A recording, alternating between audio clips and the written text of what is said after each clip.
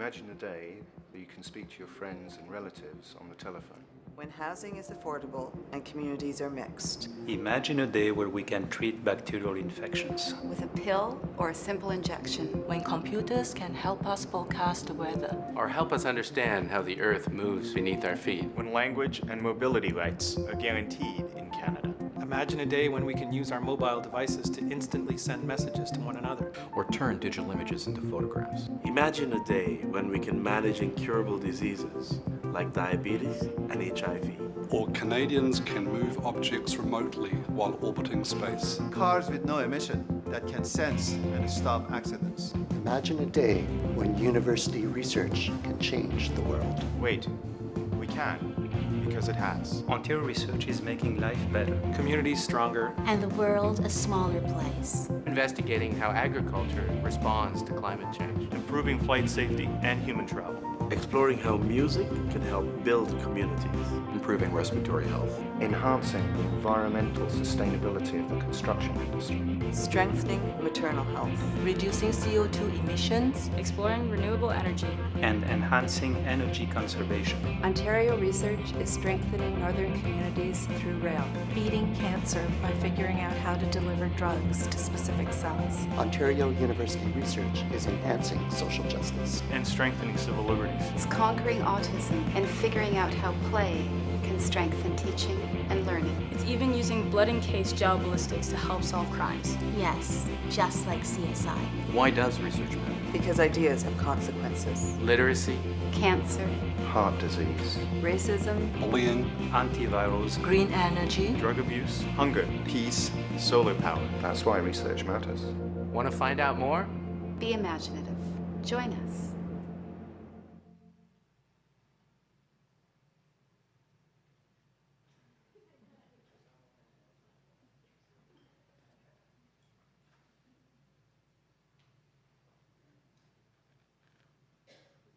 John, I'm going to give this to you. Oh, okay.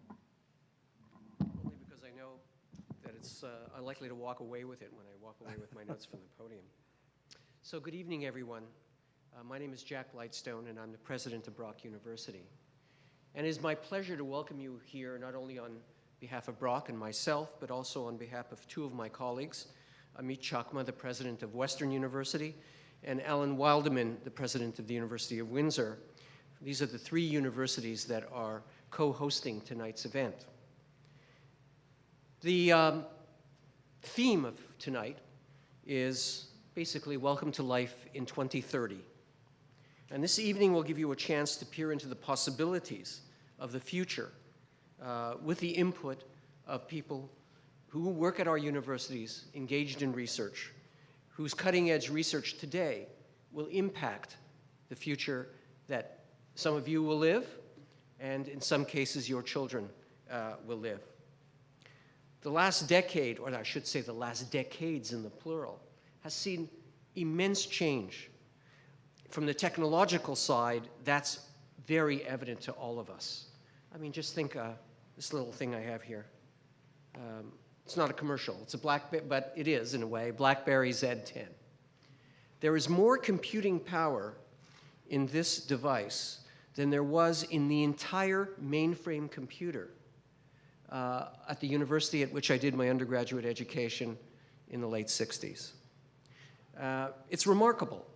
So I must add, too, if any of you are of my generation and grew up on the first Star Trek television series, when Gene Roddenberry thought of a handheld communicator, well, here we have a handheld communicator and much more.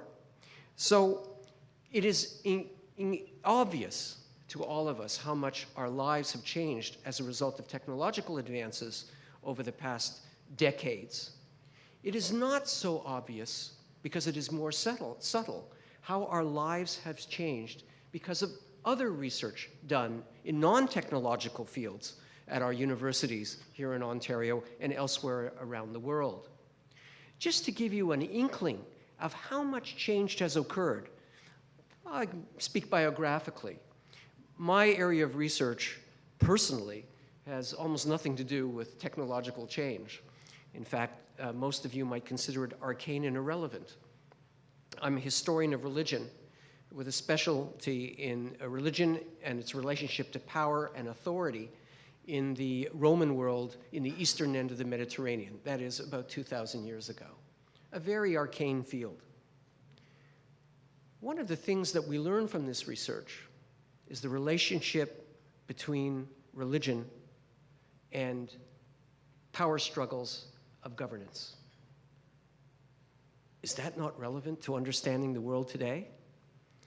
I would say 60 years ago, we believed that the world was headed towards, on a secular path, of decreased influence of traditional religious institutions on modern-day politics and government. But that hasn't been the case at all. And oddly enough, research done by people, even in my field, impacts, I think, the capacity to develop policy and strategy in dealing with geopolitical issues today and into the future. All of a sudden, we're in demand as advisors in understanding processes and governance processes and political processes around the world. And that's true of so many of the fields of research in our institutions, whether they are in science, engineering, medicine and health, business, social sciences, or even the humanities. So the COU, the Council of Ontario Universities, acting in conjunction with its 21 member institutions, the 21 universities in Ontario, have organized this series, Research Matters, to give a sense of how the research conducted today in our universities in a variety of fields will impact technology in the future, healthcare in the future, policy making in the future, in order to change and better the lives of Ontarians, Canadians, and others beyond our borders as well. Tonight's panel is the fourth of 5 such panels being held around our province. Panels like this have been held in Kitchener-Waterloo, Sudbury, Oshawa, now here, and the next event will take place in Toronto on May 9th. We're honored to be the host institution for our triumvirate here of Brock, Western, and Windsor. And Brock, together with our partner institutions, is working to be a leader in research and to translate that research into the communities around us, directly and indirectly, and even most importantly, through our graduates. One of the most important ways in which we translate universe into society is because research, impacts our teaching, and through that teaching impacts our graduates who become the leaders of the societies of tomorrow. So I think this is a great opportunity to celebrate research at Ontario's universities, to understand that research matters, and to have some fun peering into the future.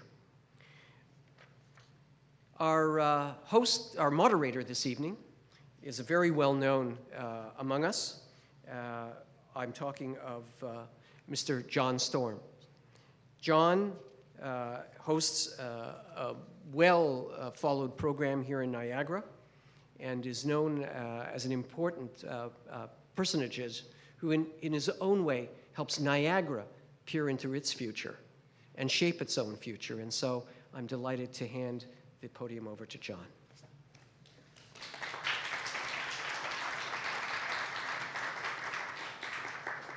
Thank you, Jack. When I first heard about this project, I thought we have to do this because I'm very selfish.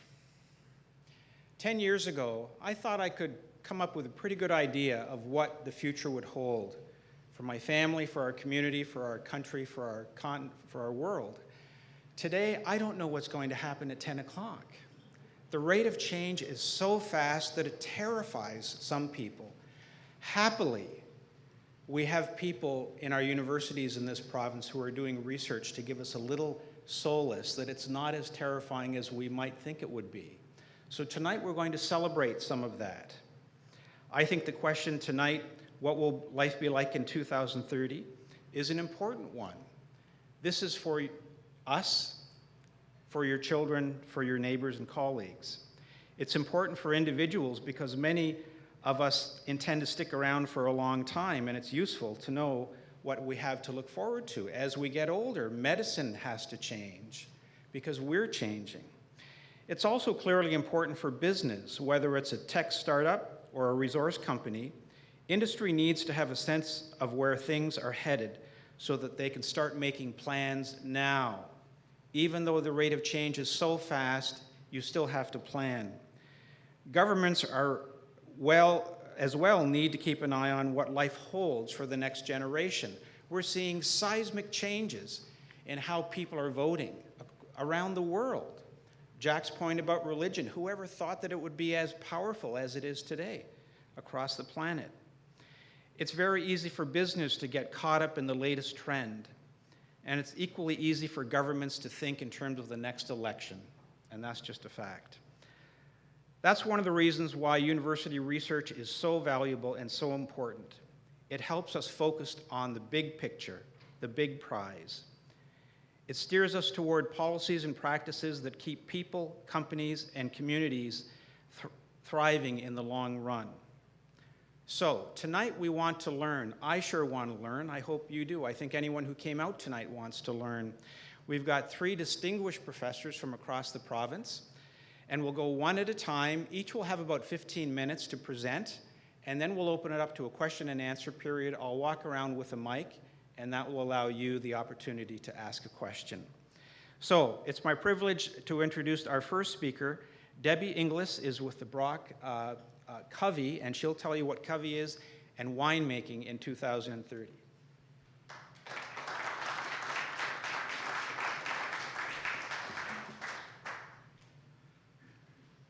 Thank you, and good evening, everyone. It's great to see so many people out tonight. So, what will life be like in 2030? Oh, can we start the PowerPoint? Okay, thanks. So, I'm going to start off with looking at what we can expect with climate change, because for the grape and wine industry, climate change is really going to have a huge impact on what our industry looks like in 2030 and beyond. So we have to start by looking at the volatility of the weather, and it's going to continue to increase to be very volatile. So that means we can expect to see extreme temperature highs during the growing season that may cause heat stress to the vines and impact fruit quality. We can also expect to see an increased number of cold weather events through the winter, and that can have an impact in terms of hurting the vines, causing a phenomenon known as winter injury. Lack of rain or excessive rain can also impact fruit quality. We can continue to see unexpected weather events such as hail. So up on the slide here, there's a picture of some grape clusters that got hit by hailstones. That's not something we like to see in the vineyard. We can expect to see increased disease pressure from new diseases or just from diseases that we currently have, but they display more often and in different regimes. There's going to be increased pest pressures. There's going to be increased pest pressures. So the insect pests may change their behavior. So typical pests like great berry moth may have extra generations in the vineyard, and that means more damage that can occur to the fruit. We may also see things such as emerging new insect pests that we, at this point, don't quite know how to deal with. So the brown marmorated stink bug, or the spotted winged Drosophila that can pierce fruit and cause breakdown of the fruit and things like acetic acid to develop in the fruit. So I know I had to start off with this, but is it all doom and gloom? And my answer to that is absolutely not. Challenge means opportunity. And that means let's get innovative, and let's get innovative together between university researchers, industry, and government. We've done it before, and we'll do it again. So when life gives you lemons, you make lemonade. Well, in our industry, when Mother Nature froze our grapes, we made ice wine. When Mother Nature froze our vines, we tapped into wind machine technology and figured out how to use it to prevent further damage to our vines. If you look out the back window, you'll see wind machines just in the vineyard across the street. So last week, the grape growers of Ontario, or a couple weeks ago, at their annual general meeting, said that they like to look at the glass half full instead of half empty. And I think I would echo that. However, as a researcher, I like to see the glass completely full with Ontario wine. So how do we do that? We do that by coming together with research partnerships. So a very big research partnership that I'm going to talk about today, and the research extrapolating forward to 2030, was a partnership between universities, industry, and government. And although the initiative was led by Brock University, it brings forward a lot of researchers from many other Ontario institutions, a lot of contributing partners from our industry, such as the Grape Growers of Ontario, the Wine Council of Ontario, the Winery and Grower Alliance of Ontario, Ontario Grape and Wine Research Inc., VQA Ontario. Hopefully you're getting the picture that this means something to our industry. We want to be proactive. We want to look at the impact of climate change and plan for that. Of course, in order to do the research, we have to have funding from the government, from both federal and provincial levels. So in this program, we're looking to take a proactive approach to mitigate the impact of climate change for our grape and wine industry. Through this research, we want to assess the adaptive capacity of our industry to deal with climate change so that we have the ability to adapt and emerge as an even stronger industry through these approaches. Through this program, the viticulture and climate change aspect will really focus on climate change modeling. What can we expect to see in wine regions? Actually, we're extrapolating forward to 2050, but today I'll back it up a little bit to 2030. On the enology, or the wine science side of the research and climate change, we're looking at how to develop new wine styles that can take advantage of some of the situations that we have and really tailor the flavors of our wine moving forward to what the consumer wants. In terms of climate change, it's not just about warming trends.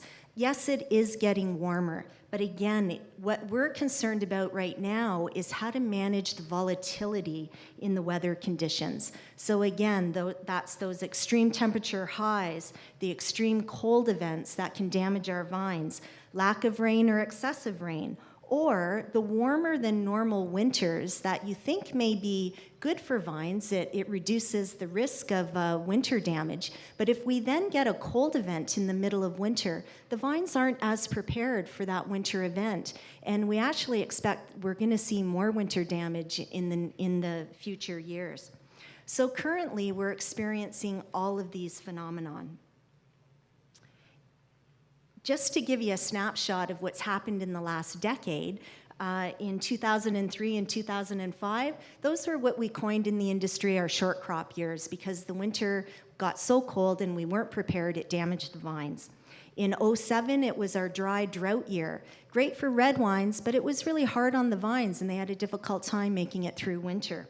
In 2008 and 2009, they were our wet, cool years, followed by 2010, which was a great vintage. We just had everything at the right time. 2011 was a slow start to the spring. 2012, some coined that as the best vintage on record, so get out there and buy your Ontario 2012 wines. In 2013, as of 2 days ago, we were concerned whether spring was ever going to arrive. So what's in store for 2030? Well, our climatic modeling will allow us to develop what we've coined the Coupled Wine Climate Prediction System. And this will enable grape growers to be able to plan for the varieties that will really grow and perform in their region.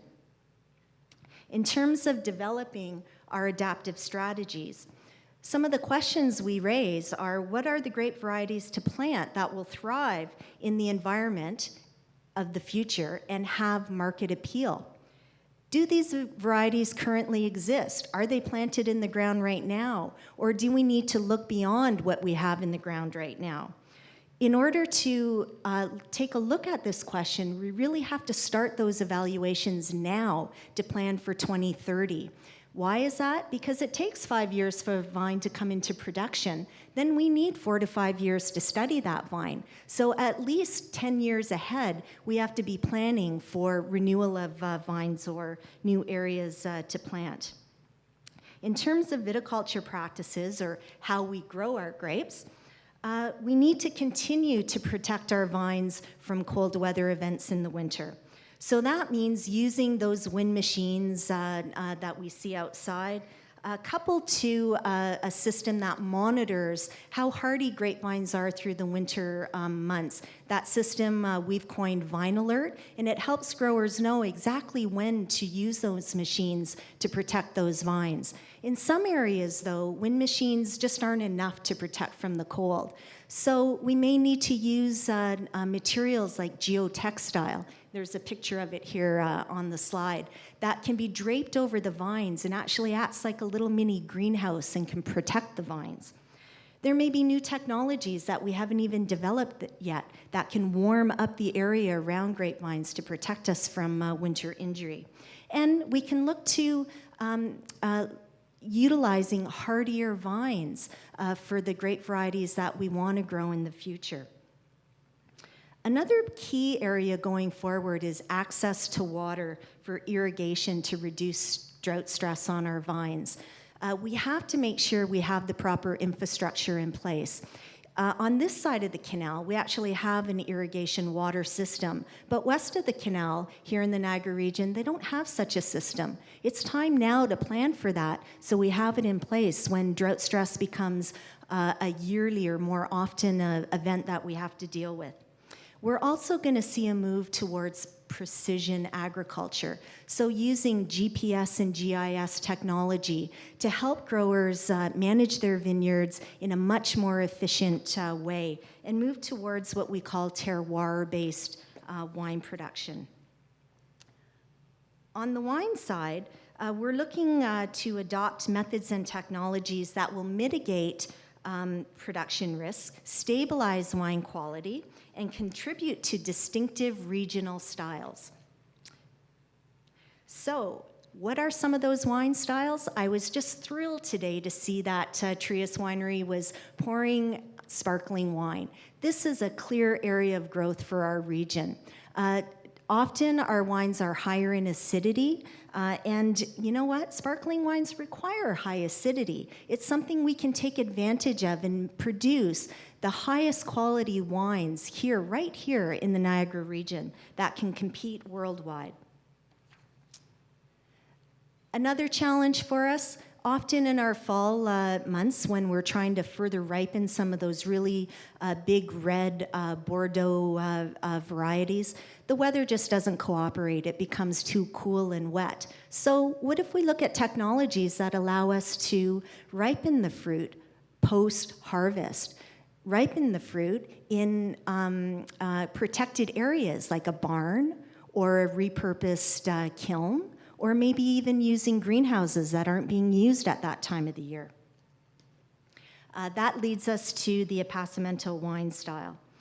So you're going to see more and more of that coming forward in the region.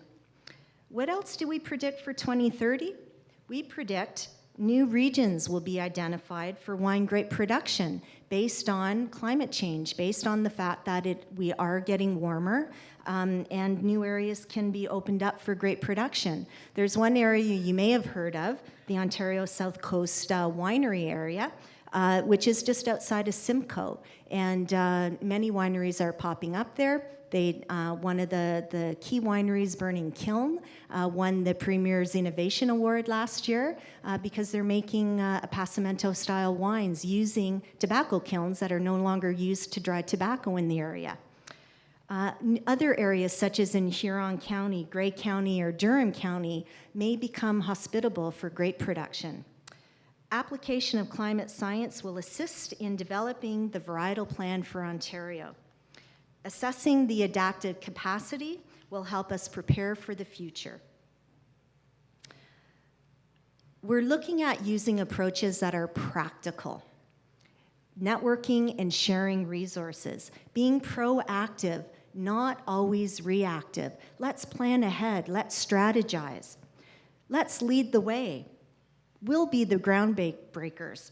Be the resource the world turns to. And as you hear my colleagues speak this evening, you're gonna see Ontario, we're already leading the way. So with that, I'd like to thank you for your time and look forward to your questions afterwards.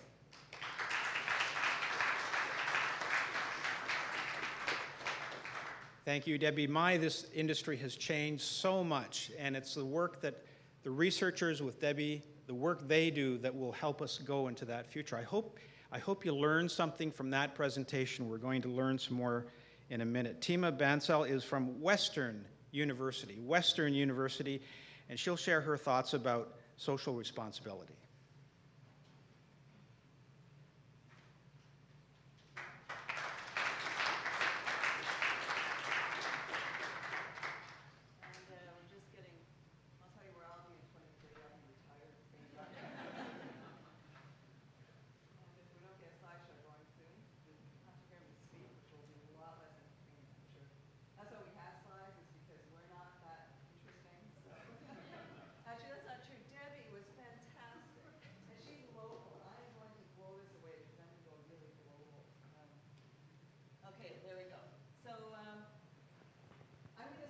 Actually, oh, there, now we've got the mic going too.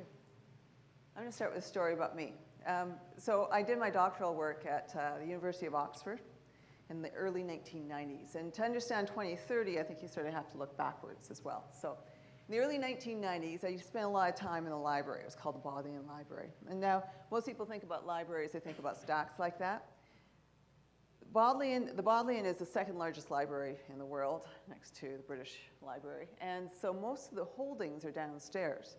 And so as a doctoral student, I used to cycle to the library, fill out a little card, and the card would go then downstairs in the holdings, because a lot of underneath Oxford is books. And it would take 4 hours to get my book. And then you couldn't photocopy it, you couldn't sign it out, so I spent a lot of time in the library, right? Now, if I ever need anything, I just get Google Scholar, and it's fantastic because I can get all the world's holdings at my fingertips instantly. So before I was bounded by what Oxford had, and now I can get anything. It's remarkable. And not only that, I can be anywhere in the world. And so the world of ideas is exploding in ways that we couldn't imagine. That's only in the last 20 years. What we're trying to get you to do is to think 20 years into the future. Think about that change. Mind you, Oxford's living in the 18th century. But what we call that time and space compression.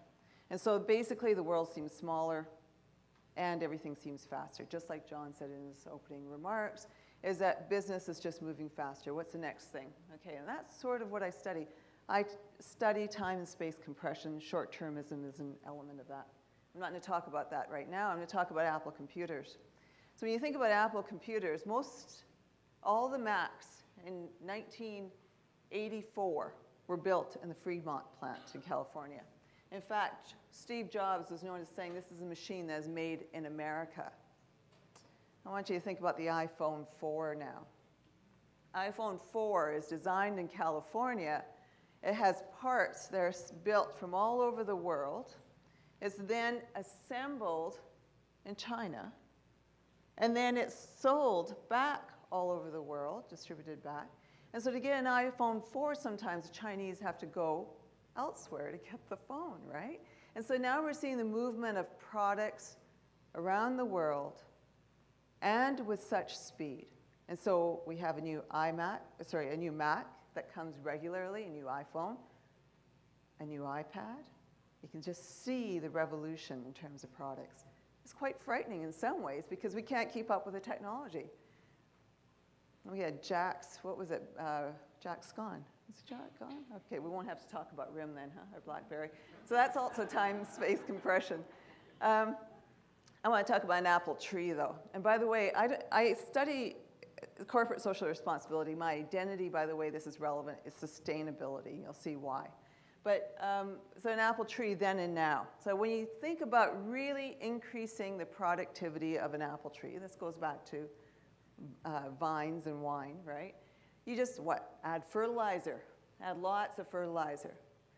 And if you want your apple to stay longer, what do? You genetically engineer it.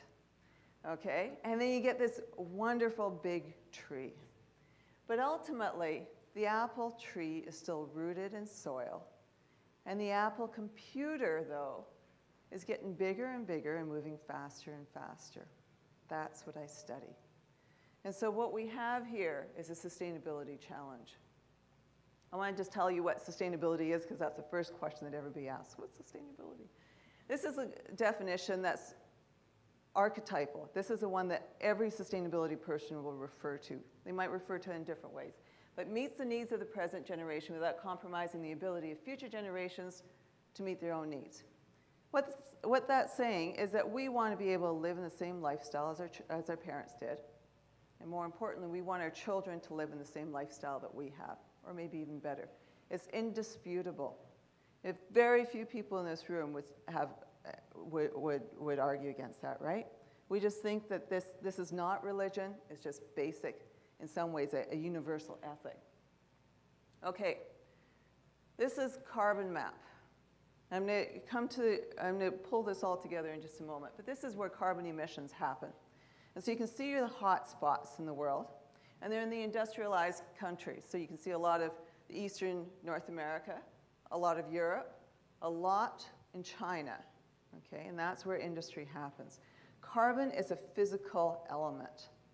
Carbon dioxide is a molecule. It's emitted in certain places, and that's where you need to reduce it. Carbon markets, on the other hand, quantify, they financialize the carbon molecule. So where does the trading happen? It happens in actually the same industrial areas. But where do they get rid of carbon through carbon markets is in the developed world, because putting up windmills in Brazil is cheaper than it is to put up a windmill in the Netherlands. And so what we'll do is get rid of the carbon in a place that already has low carbon, and we can actually buy futures for carbon markets. And so it's a promise to build some windmills in Brazil that all of a sudden have financial value. And so what carbon markets are doing then is actually compressing time and space, and so we have a financial value on an instrument for something in the future, bringing it to the present, and getting rid of something in a different country for which there isn't really a problem. We have a serious problem with sustainability because markets disembody the solution from the problem. And so we have disconnected the carbon problem by treating it with a financial instrument. And so what's life like in 2030? I'm going to show you a video. And could you start the video? It's just got a little, just move the cursor and you'll see. Get closer, no, get closer to the, oh, move forward. Here. Okay, get closer to the box. And you'll see a little arrow right here. There we go. Perfect. Okay. So what we have here is in the blue is 2 degrees below the average over the period. And the red, which you'll see in a bit, is 2 degrees higher than the average. And so what I really want you to think about is 20 years from before now, so let's say the 1990s, look at the colors. And this is about the time that I started my doctoral work. This is about the time that I was born. You can see that it's pretty neutral at the time. Then you go to, I went to school, went to university, worked for a bit. This is 20 years ago. Look at the change. What is life going to be like in 2030? If we don't deal with the business issues, if we don't start to connect markets and organizations to the physical problems that we can create by connecting time and space, we will accelerate the problems. And this is serious. We have to deal with the business issues. I've got too many words on this slide, but we have disembodied the social environment from the natural environment. And so time and space are being compressed in the social environment through the iPad, through financial markets. And time and space cannot be compressed in the natural environment because ultimately if we're going to grow things, they grow in a certain spot. And so we have to make our organizations and our social environment connected to the time and space of the natural environment. Give me a moment. I'm going to tell you what I think is still in nature, why we have this problem, then I'm going to try to give you some solutions to the problem. What do I think is the nub of the issue? I'm a business school professor at the Ivy Business School, and I've taught business strategy forever. And so for those of you in business who have done a business degree, you know that the main purpose of a strategy course is to get people to grow. I want my managers to grow their business as fast as they can. No matter where they do it, we want to do it as big and fast as we can do it. In marketing, what's the main purpose of marketing? To sell. Sell as much as you can, as fast as you can. What is the main purpose of operations? Efficiency. Let's cut everything. Cut time, cut resources, cut people. What's the purpose of accounting? It's to measure and control so that we can value everything. And so if we can value it, then we can sell it. And what do we care about in finance? What do they do? The number one thing we do in finance is that we value money and we discount the future because we prefer our money today rather than later.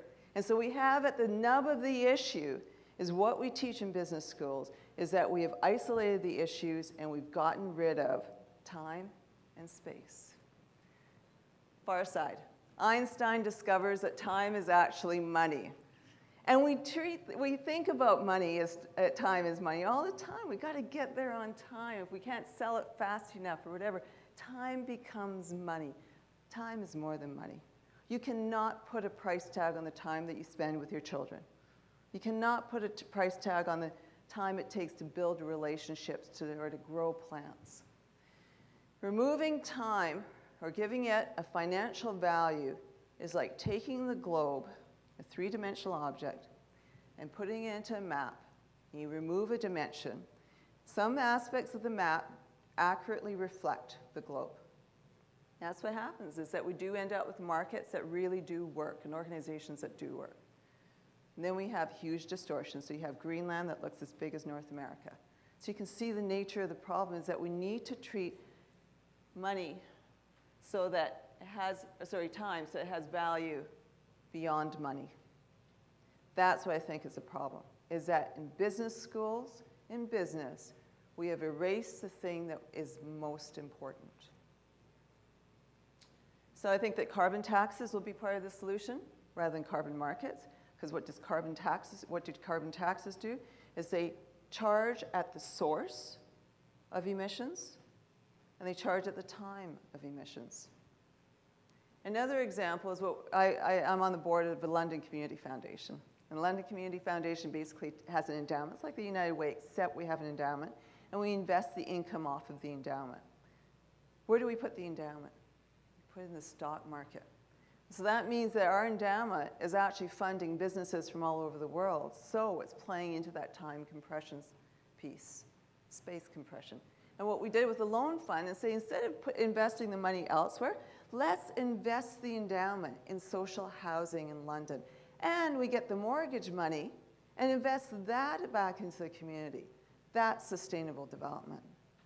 That builds a community that will be stronger over time. I want to leave you just with a parting story and return back to Oxford. There's a college called New College in Oxford. New College was actually built in the 16th century, so it was new at the time. And if there's a grove of oak trees in New College, beautiful oak trees, and Bursar was asked, can we take down the oak trees? And he said no. And the reason being is that the Great Hall has oak beams, much like this. And the trees were planted at a time that when the beams decayed, the trees would have matured. And so we have created true time and space value that has a real value beyond money. Thank you.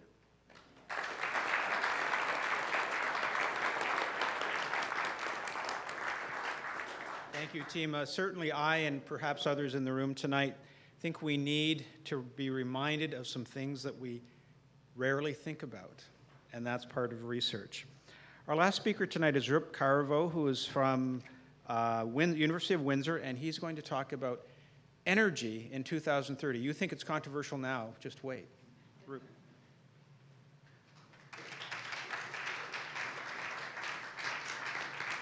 Thank you, John.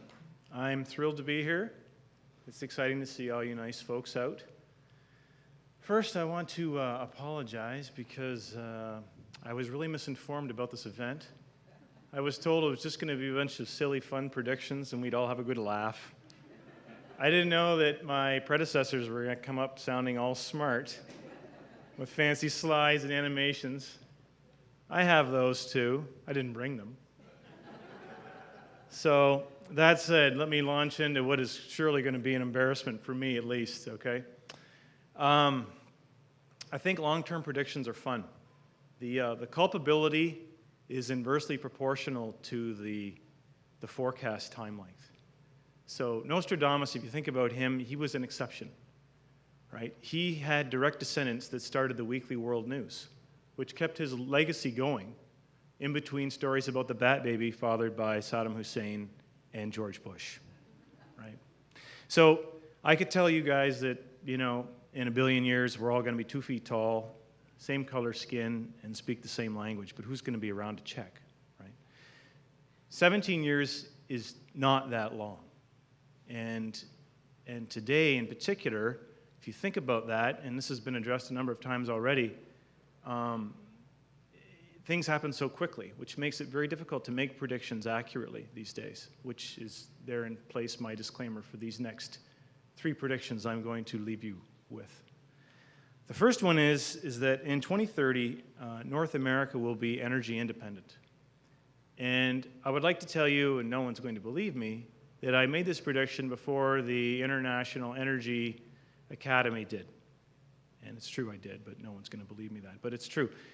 And though there will be, you know, market demands will make it so that importing energy will be attractive at different times, North America will be a net exporter of oil by 2030. And how will this be accomplished? This will be accomplished by new, very novel energy recovery techniques. I'm talking about extreme vertical drilling, talking drilling more than 10 kilometers into the earth, very novel horizontal drilling techniques, and of course the very controversial hydraulic fracturing. Now, think about that. There's some really interesting geopolitical implications to that, energy independence. So does that mean there's going to be no more invasions for oil? Probably not, right? Because there's still a market shortage of very interesting and important resources for us all.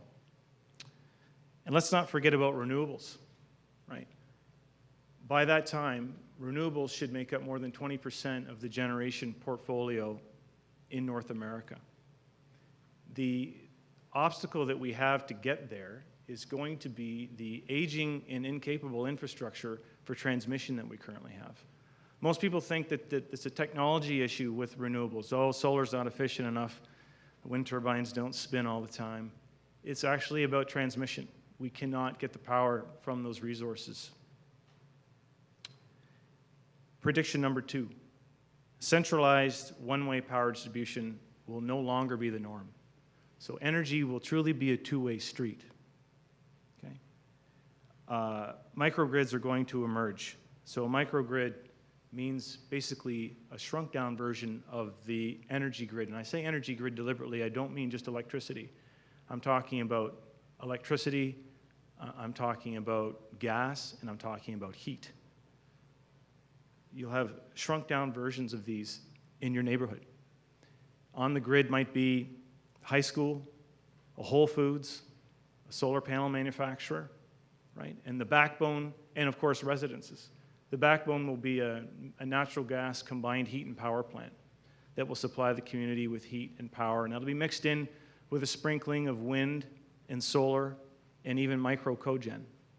Micro-cogen is basically having a combined heat and power plant inside your house that is so powerful and efficient that you not only are taking care of yourself, but you're selling your power to your neighbors. Okay, so what that means is that consumers will now have a choice. They will say, I can buy my power based on price, or I can buy my power based on origin. Where did it come from? Maybe I'm interested in buying my power strictly wind. Maybe I don't want to buy gas power. Maybe I want to buy power from my neighbor, or maybe I want to buy power from the high school. Okay. Homeowners will be far more connected with energy markets because simply there'll be opportunities for revenue there, and people will be selling heat and electrons to their neighbors and to neighboring communities. My final prediction, prediction number 3. Life in the developing world will be interesting because they will be leading microgrid implementation. Without having a legacy of aging infrastructure, a quagmire of industrial standards that frankly are dated and conflicting, and most importantly, they won't have spoiled consumers' fancies, the developing world will lead implementation driven purely by necessity. In their case, energy independence is a requirement, it's not a market luxury. So in the early stages, most of the technology will be sourced by the developed world, but the lessons for the next generation of microgrid technology will happen in the established microgrids of North Africa, not in the clean rooms and the tech labs of North American universities. And with that, I want to just leave you a little bit more in terms of food for thought. If you think about the developing world and you think about how they're leapfrogging the developed world because of their freedom to do so, they didn't bother with landlines. If you look in developing nations now, it's straight to cell phone. Microgrids are going to be next. And if you join me for my talk, which is actually scheduled here in 10 years, Life in 2040, make sure you come back. I promise to have slides. We'll be talking about drones for peace, and I truly believe this is going to happen, is that one of the most expensive things in the developing world for infrastructure is roads. And if you consider drone technology where it is today, I firmly believe that it's going to be a completely different scene where you have drones delivering medical supplies, construction products, and food for people. So let's take to the air and be excited about the future. Thank you very much.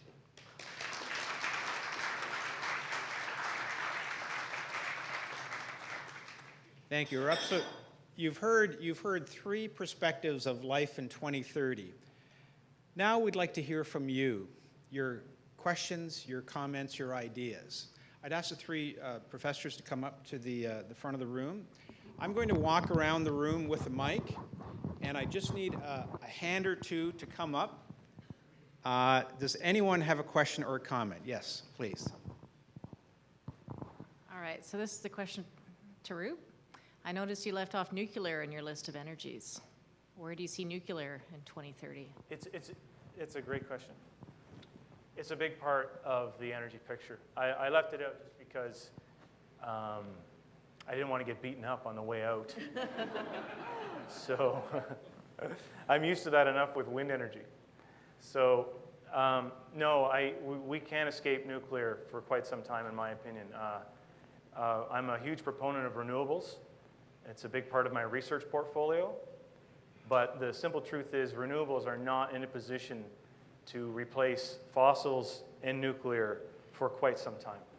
And I can talk more about that in detail later, but nuclear is going to be a part of our picture for a while. Other questions? Yes, I'll come over here. Well, we're taping, so. This question is for Debbie. If we introduce new wine varieties that consumers might not be used to drinking or purchasing in the LCBO, how do we get them used to those new wine varieties? if it's not a Merlot or a Cab Sauv? So, first off, in terms of our industry here, we're still relatively young.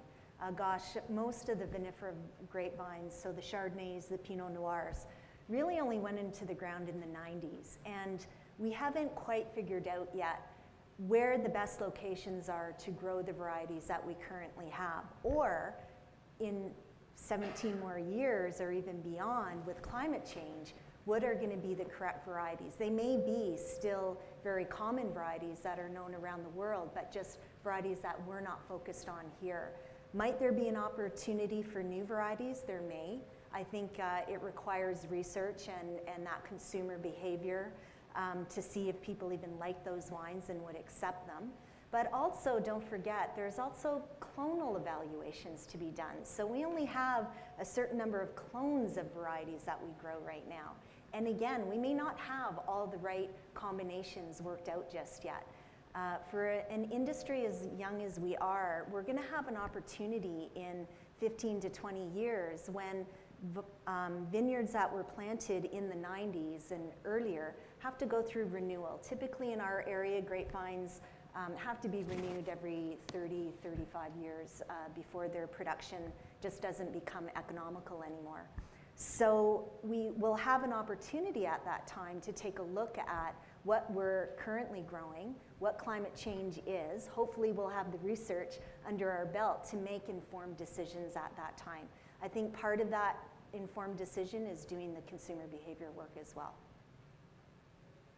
Tima, I was fascinated by your presentation. Do you believe that this movement by especially large companies to other parts of the world where they get cheap labor and weaker safety standards and so on, do you see any change in that in the next several years? I just want to tell a little story. So Apple, do you know why they went to China? Why they use the Foxconn plant in China for assembly? Because it's cheaper? That would be the normal answer to give. Actually, it's because of flexibility, that they can change the size of their operations quickly. And so they can hire 3,000 workers, within a week and have them trained up. They can't do that in California. And so there is an aspect to why businesses are going abroad because of pricing, and I guess just from an economic perspective, that when costs are low, they move abroad, but then as soon as we see with the Chinese currency, that the Chinese currency starts to rise, and that then equilibrates. And now we're seeing a lot more business operating just in, let's say, US and Canada. And so I think that that's what's going to happen, in 2030, is that we're going to see a lot more equilibrating across currencies around the world, and that local will have value. I'm still, when I think of standard of living in this part of the world, with your scenario, will our standard of living decline or will it increase? That's an interesting question. What standard of living? So will we, eat better? Will we live in bigger houses? Will we, in some ways, one could argue that we are over-consuming. And if we're over-consuming, will we have more to consume, and will we be happier? I think that there's going to be a shift away from that. I think that there's going to be a recognition that less is more to some extent. There's another thing that's happening, and these are wonderful questions, and they're very complex. But the other thing that's happening is that we're seeing a wider distribution. This is the Occupy movement, wider distribution in income. And so the rich are getting richer, and the poor aren't getting poorer, but the rich are getting richer faster than the poorer are getting richer, if that makes sense. And that disparity, I think, will continue to happen. And so will the standard of living increase for the people who are less? Yes, they will have more. Will the standard of living increase for the people who are richer? Probably. I think that, and one thing that I didn't state explicitly is that in the world of ideas, time and space compression is fantastic. So we want science and technology to be able to, in the world of ideas, which doesn't cost anything to move, that will keep on improving our standard of living. It's the material economy that we have to worry about. Thank you. Question? You're not a passive crowd, are you? Back here we got a couple.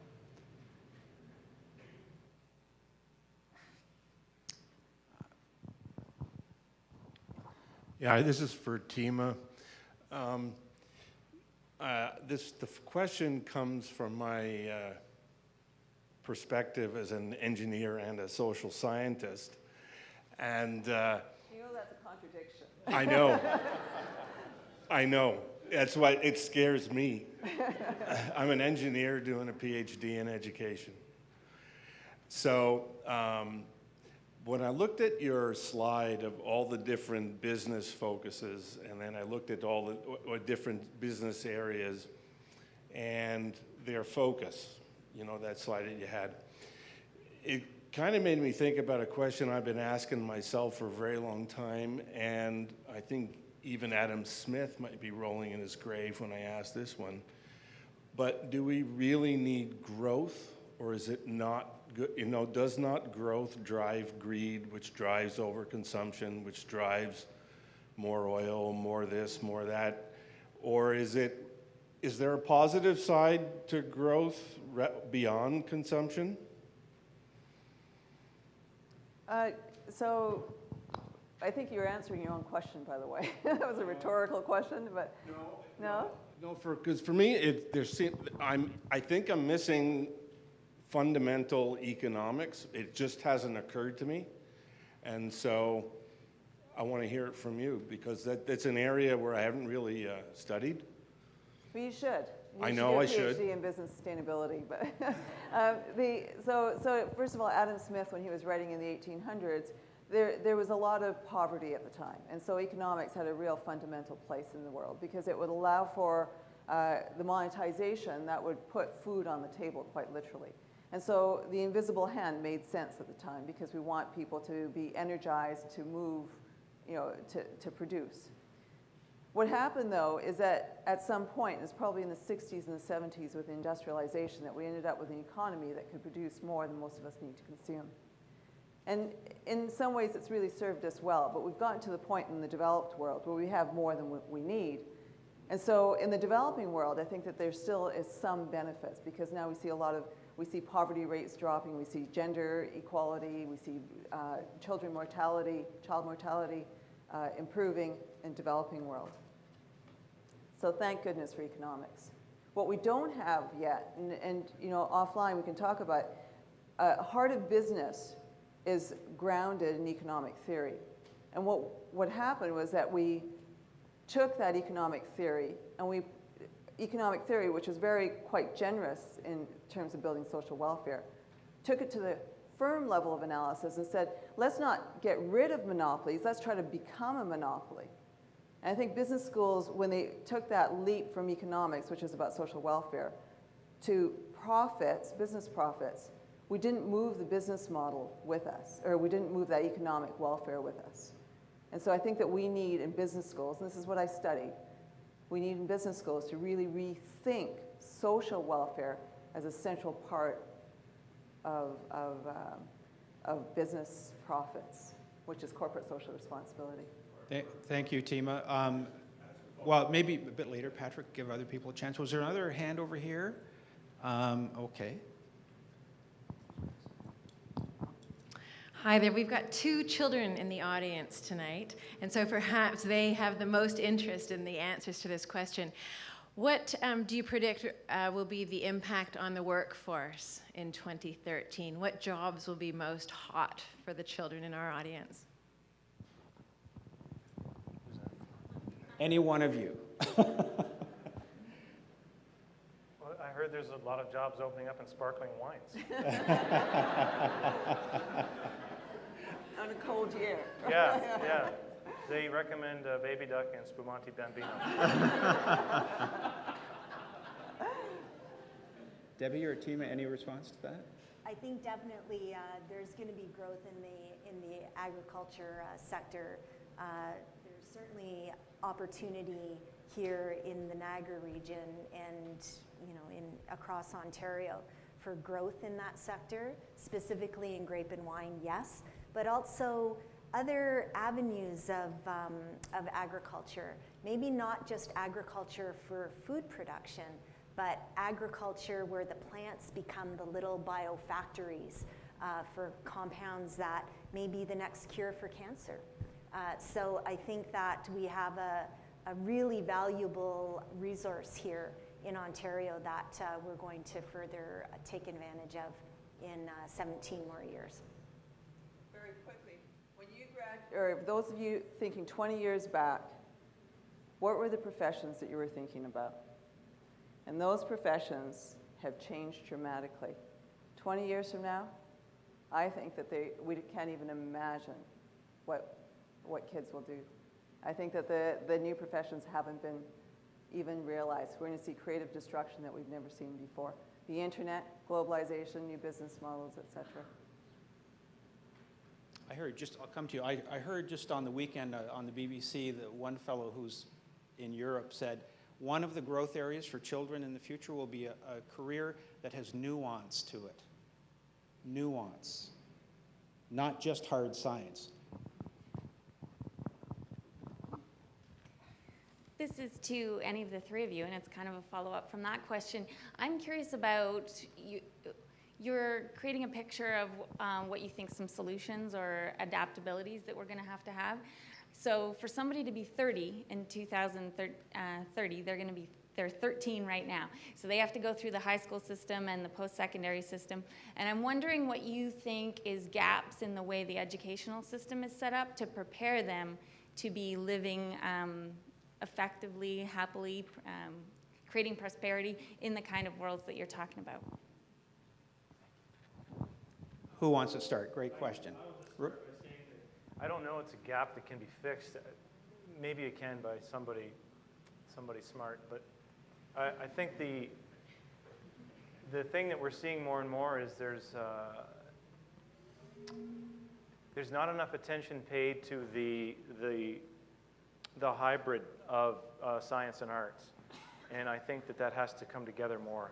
Some people are seeing it, but not everybody's drinking the Kool-Aid. So I think if there's somehow, the problem is this time compression that TEMA is all about here is hurting us because we need to get more curriculum into less time somehow. So maybe the teaching techniques have to be adjusted, because I would just like to see more arts and science taught concurrently, as opposed to shuffling someone off to engineering or off to visual arts. Tima? Sorry, I haven't answered everything. Can I? Yes, please.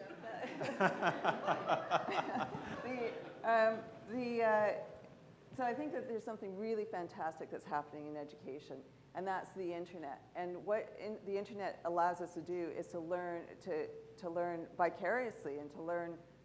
Knowledge is everywhere now. And so I think that education is going to move from knowledge to experience.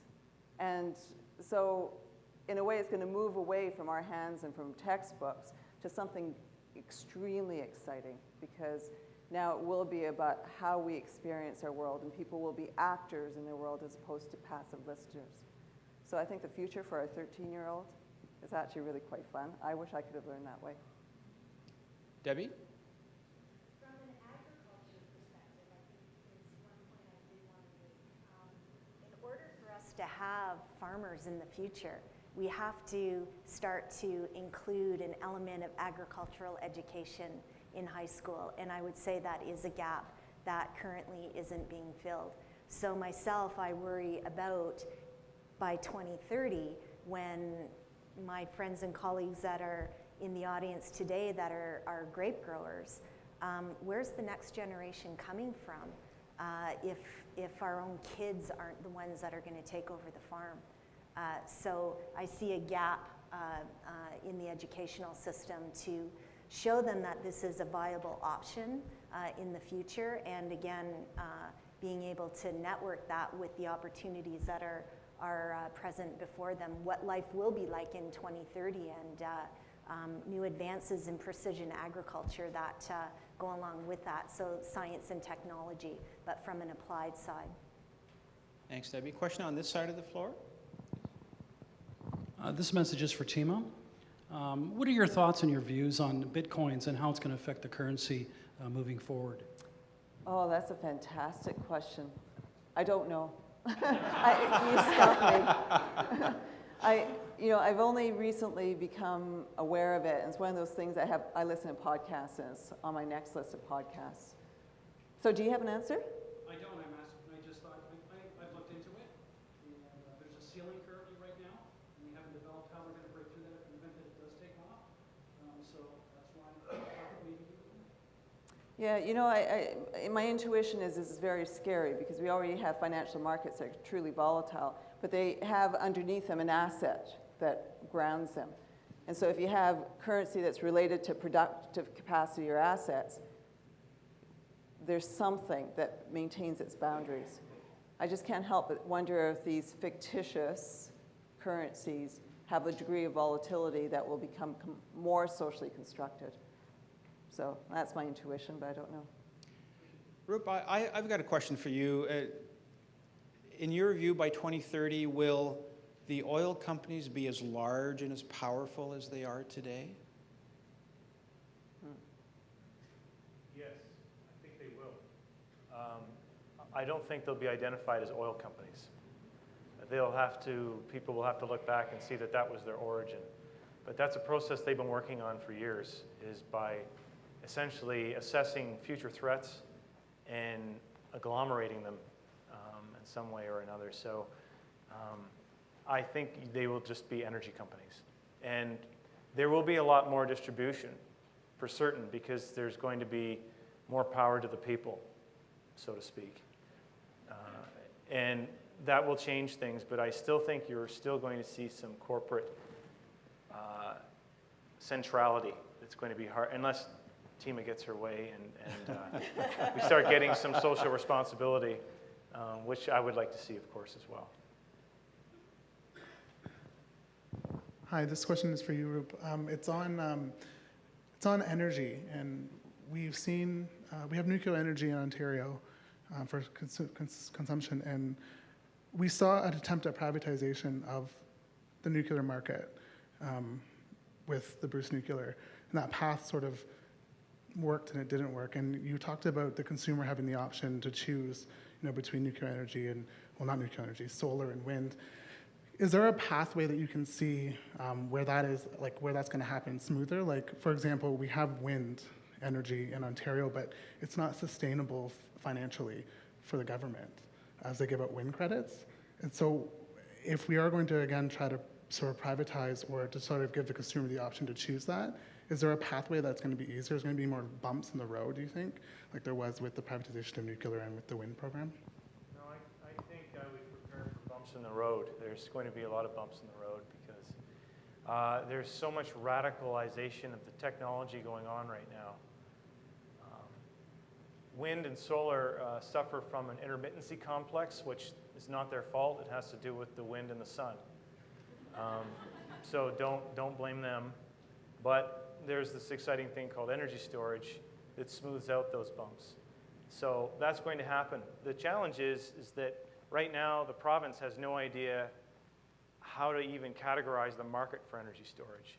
They just recently had a request for information on energy storage technologies to try to sort of put a framework together so people can start understanding how to market it. So I think there's going to be a lot of bumps in the near future. But I do believe that there are bumps that we should endure.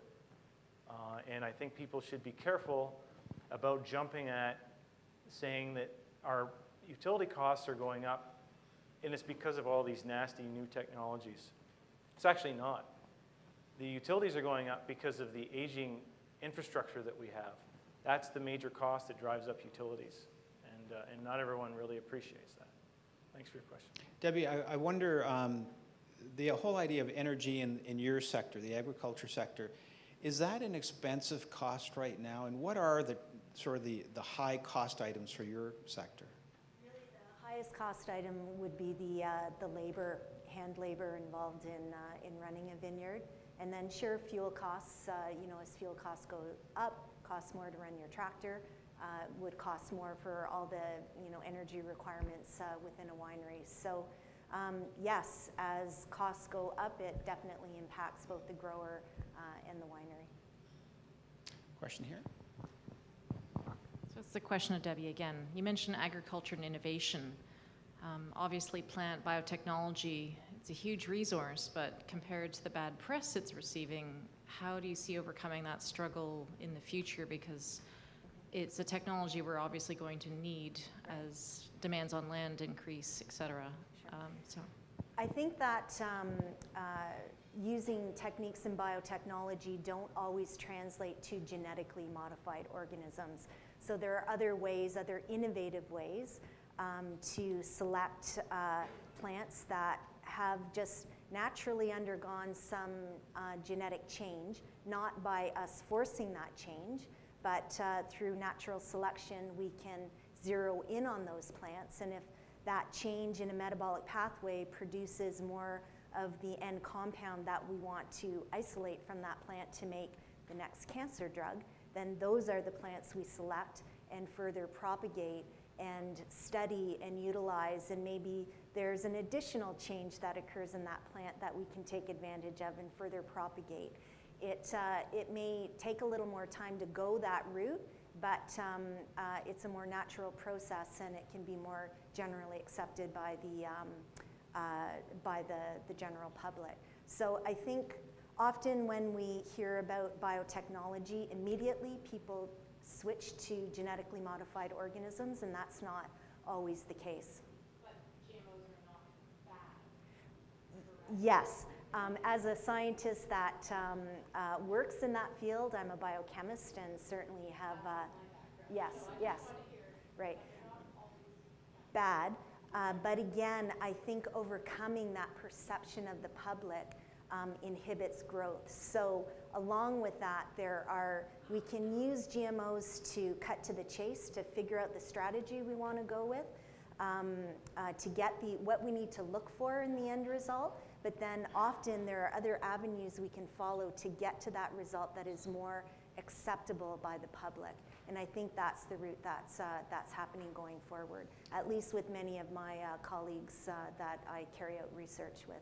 Thank you, Debbie. We have a question back here on sustainability. Thank you. I was glad that you brought up that concept of sustainability. It is a very complex one. It's like justice. Our Aboriginal people had a philosophy that what we do, our generation does, how does that affect 7 generations on the road?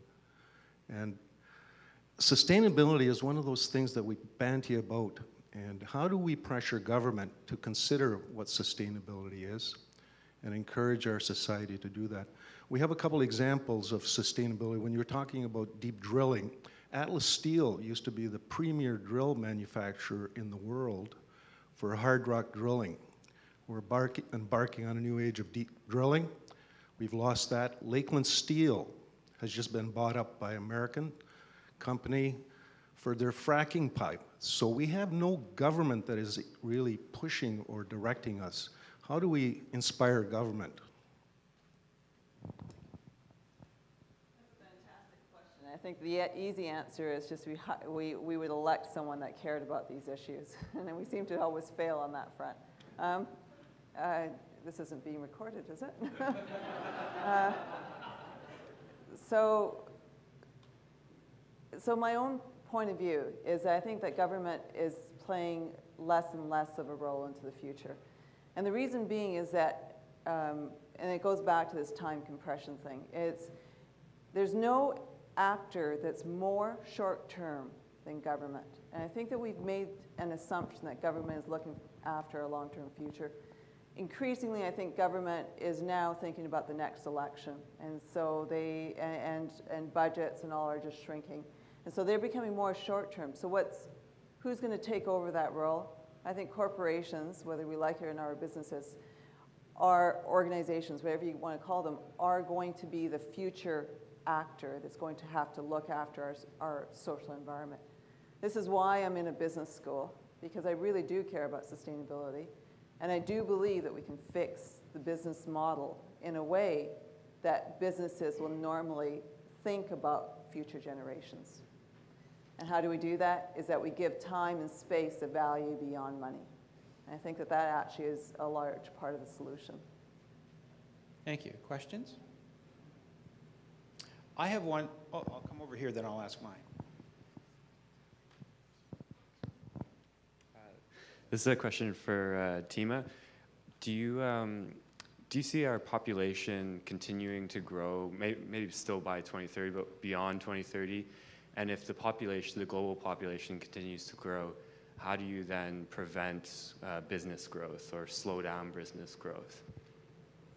It's a fantastic question. In terms of population growth, I don't have a crystal ball, but you know, so they have projections.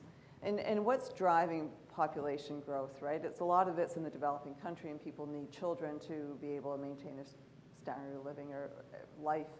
And so I think that there's a degree to which we're going to see a rebalancing at some point. And if you're Maslow, you know, believe in, not Maslow, Anyway, there's going to be a readjustment. And I think climate is going to be part of that readjustment, resource constraints. So at some point, it's going to it's going to reach a point where I think we're going to stabilize. The question isn't population, the question is consumption. We consume something like 10 times more what the developing world will consume. And so we need to control consumption, not population. So if they have 10 times our population, that's okay. What's going to change consumption? That I don't know. And I think there's a psychology in this. We always want more. And we don't want more just because we're happier. In fact, after a certain point, we reach a level of happiness. We want more because we want more than the next guy. And so how do you change that? Is that this relative competition, right? Because we're ratcheting up. And I think that this whole question of equality or inequality is part of the answer.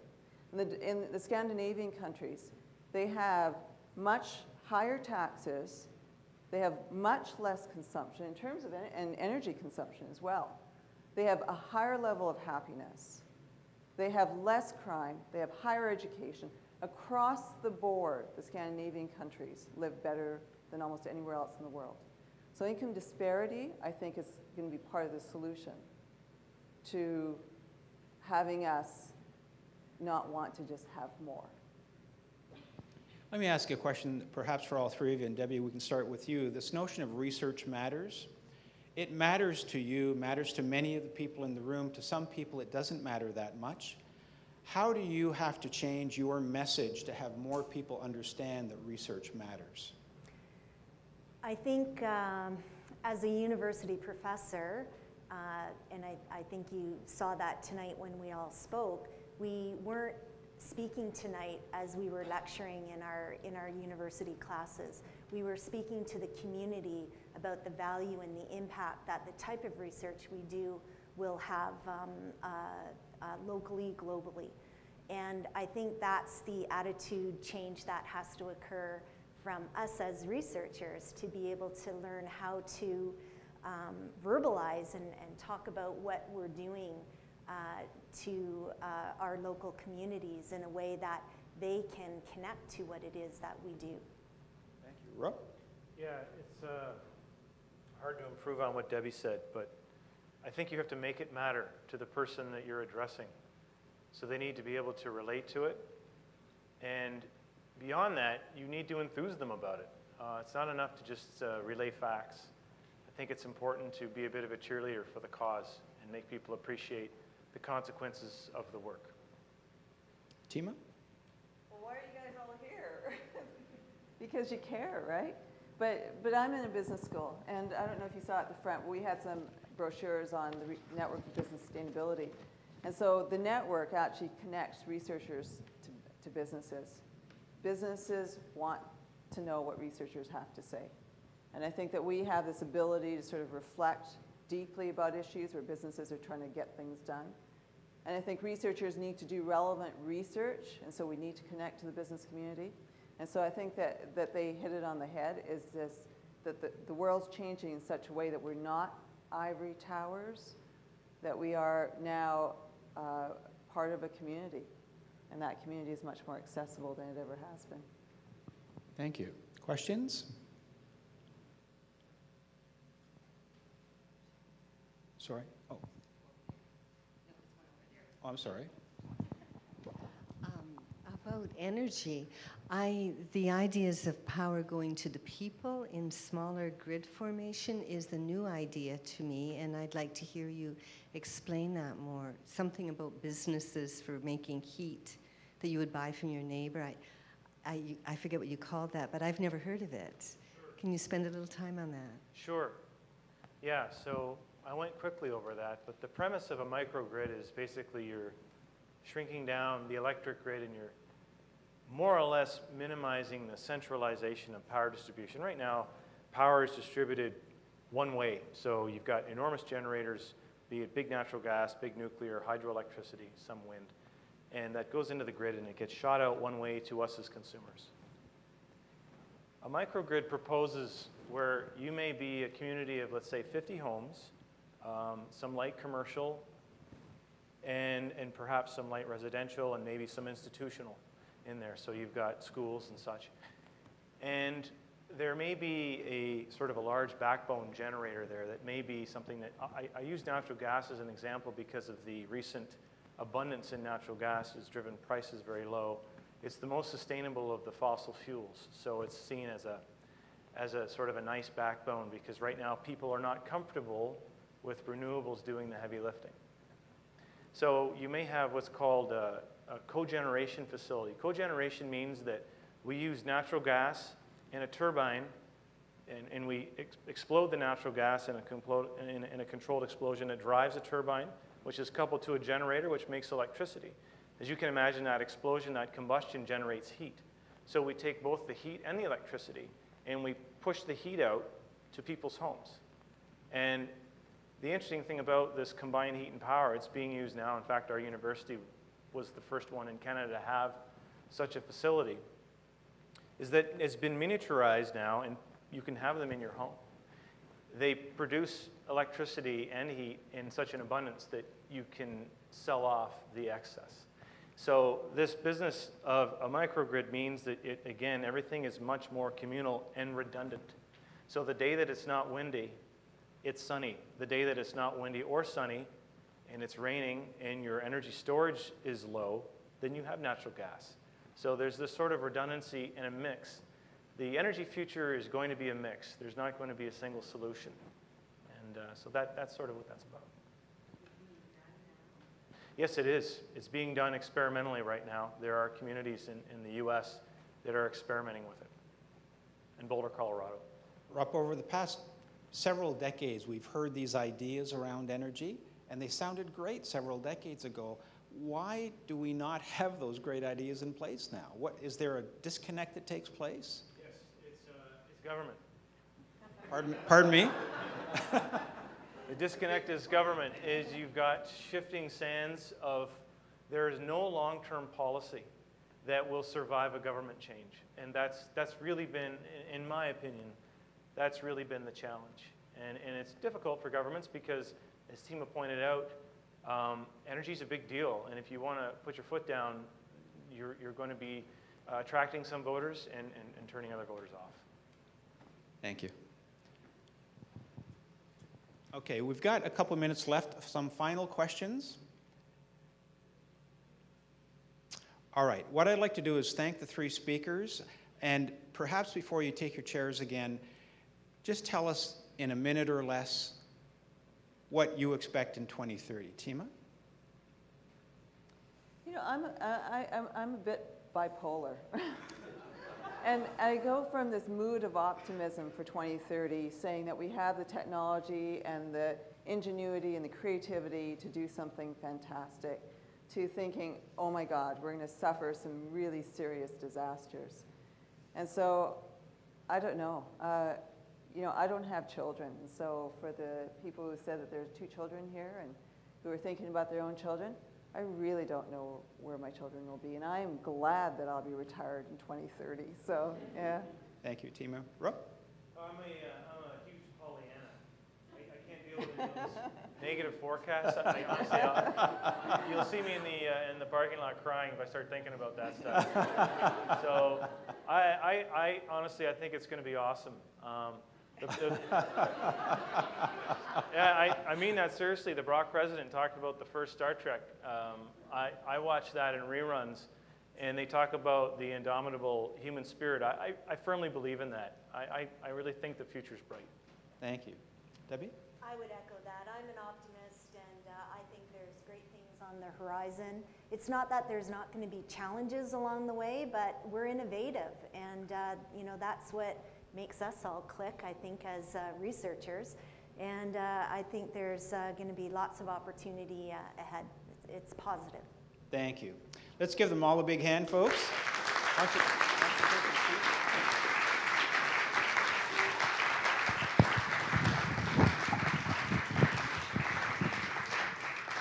Maybe there should be some research on are you a positive or negative person? Who knows? So we're coming to a close to the evening. I'd like to invite Gary Libin, who's the Vice President of Research at Brock, to give some final thoughts. Gary?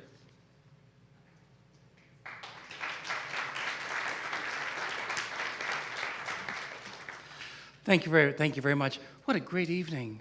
Really, really wonderful. So thank you again, speakers and John, and thank you all for some really very thoughtful questions. And I don't know what 2030 is going to look like.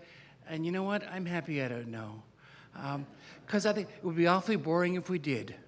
And as a researcher, I feel the same way. That if we had all the answers, we would know that we're pretty dumb. We started our discussion today, thinking about research, and Dr. Lightstone talked about research and students and classroom events making it out into the real world, that is the world outside of the classroom. And I think I'm a psycholinguist. I study language representation in the brain. I can tell you, we knew 1,000 times more than we knew 20 years ago. I can also tell you that if we're lucky, we can know 1,000th of what we need to know. And that's what makes it exciting. So I know that makes me, along with my students,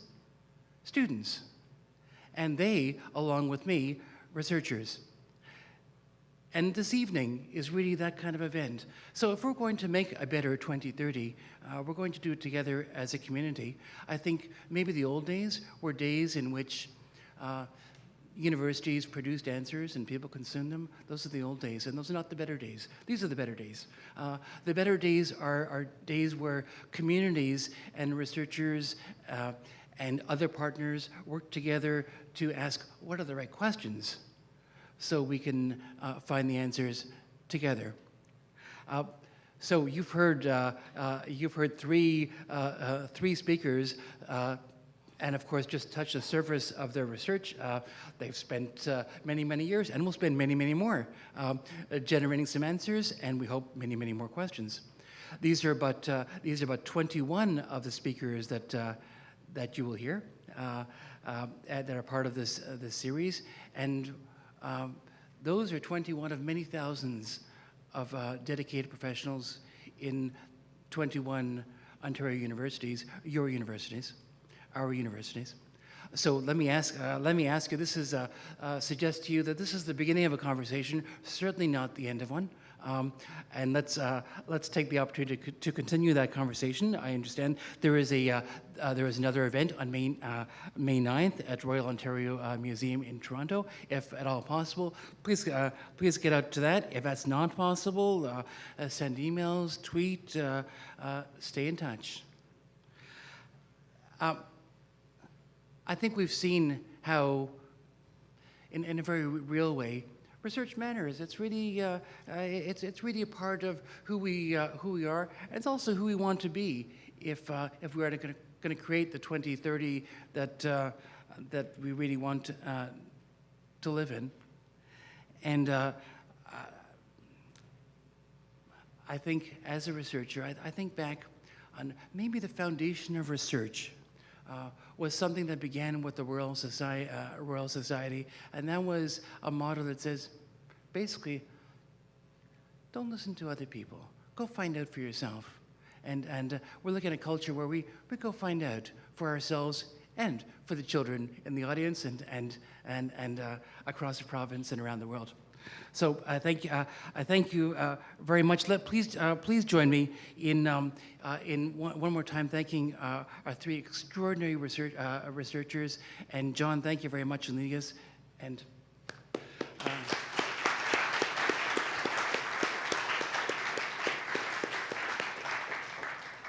and it's all that's left for me is to say, on behalf of Western and Windsor and Brock Universities, thank you again.